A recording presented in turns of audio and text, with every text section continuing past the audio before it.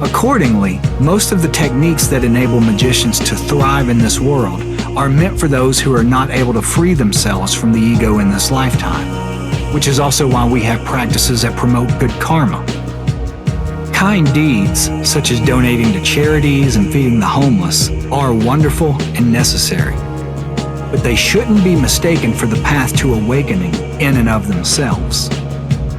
Good karma is essential, however, in order to obtain a blessed rebirth in which one is finally capable of crossing the abyss.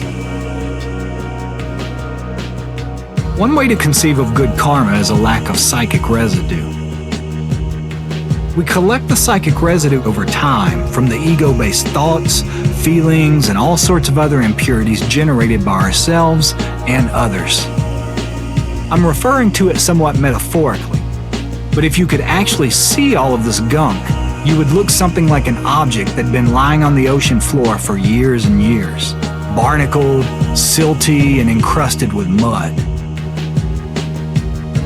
Only by continually freeing yourself of this residue will you be able to get a clear view of your true nature and that of others.